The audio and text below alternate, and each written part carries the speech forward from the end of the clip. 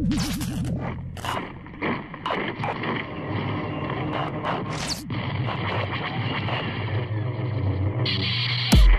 4 Star Wars spin-off films currently in the works, we're finally going to see some side stories from the galaxy far, far away in cinemas. And as long as they don't go all Marvel on us and start pushing out a film once a year, like a character in Teen Mum, this is going to be wizard. Signed on so far to direct are Gareth Edwards and Josh Trank, with Garrett Witter, that new guy, Rebels showrunner Simon Kinberg and the late great Lawrence Kasdan confirmed to write.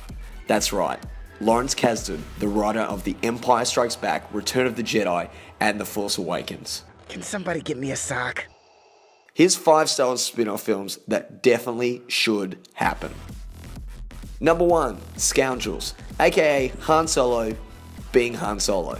Han Solo is the coolest character in the history of everything, so it's no surprise how often this suggestion is coming up online. After all, with all the canon changes, his backstory is just there open for the taking. See, imagine seeing how Han and Chewie met, or when he won the Falcon from Lando, not to mention Jabba and all that business, the Kessel Run, and why Boba Fett seems to hate him so much. All these stories combined would provide an awesome look at the no-good, scruffy-looking underworld of Star Wars, where smugglers are on the run from the Empire, and always, always shoot first. Yes, I bet you have. With the young-looking Harrison Ford turning up in Blake Lively's new excuse for a film, I don't see why this couldn't happen. But good luck finding a smooth enough someone to play young Lando. Smuggler is such a small word. I'm more of a galactic entrepreneur. Number 2, Jedi Apprentice. If you're anything like me, then you're a big fan of the Jedi Apprentice books from the late 90s. Focusing on the relationship between Obi-Wan Kenobi and Qui-Gon Jinn before The Phantom Menace, this series fleshed out what made Obi-Wan who he was, and why Qui-Gon was such an aloof, badass lady killer. You know what I'm talking about. Don't tell me you didn't see those looks Shmi was giving him.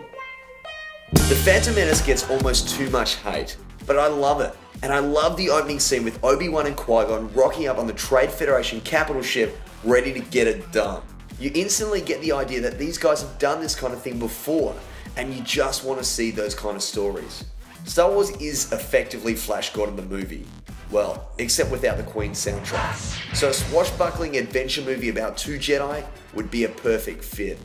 Plus, there's one important reason why this film could actually happen. Ewan McGregor and Liam Neeson have not aged a single day. Seriously, whatever face cream they're using, Carrie Fisher needs some. Ewan and Liam have both stated that they'd be keen to give Star Wars another go, and with Liam's multiple appearances in the Clone Wars, there's no reason this couldn't happen. Number 3, Darth Bane. In The Phantom Menace, Yoda tells us that there's only ever 2 Sith Lords at the same time. One to create the power, and one to be an absolute badass. Darth Bane was the creator of the Rule of 2, and that first badass. Starting off life as a miner named Dessel, Bane joins the Sith army as a soldier. That is, until they figure out just how badass he is, and draft him into the academy to learn the ways of the dark side. He soon realizes that the Sith shouldn't bother with unimportant things like, diplomacy or equality, so after a quick fling with the Vixen Githany, sparks a Sith bloodbath, leaving only him on top. Now, Bane's story may come from the pages of Legends and Wikipedia, but Darth Bane is in fact canon.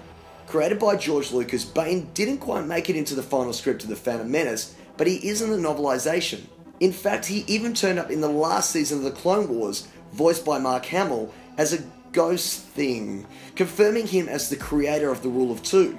Darth Bane's story would be perfect for film, as we finally see how he transformed the Sith from a giant empire into what we see in the prequels. Literally just 2 evil dudes in a Coruscant basement. Number 4, Darth Plagueis. If I had to pick a favourite moment from Revenge of the Sith, it would definitely, hands down, have to be the story of Darth Plagueis the Wise. Vader yelling no comes in at a close second though. The story of Darth Plagueis the Wise is brilliantly told to Anakin by Palpatine whilst they're chilling out at the Mon Calamari Opera. Yeah, just in case you missed that, rewatch the movie because they're actually watching Admiral Akbar's cousins doing Swan Lake. Darth Plagueis was the Sith Lord behind the plot to destroy the Jedi, and he would have seen it come to fruition too if young Sheev Palpatine hadn't killed him in his sleep. Classic Sheev. Plagueis was also supposedly so powerful he could manipulate the midi-chlorians to create life, and to stop himself from dying. Obviously that one kind of backfired on him, but it's still a cool story.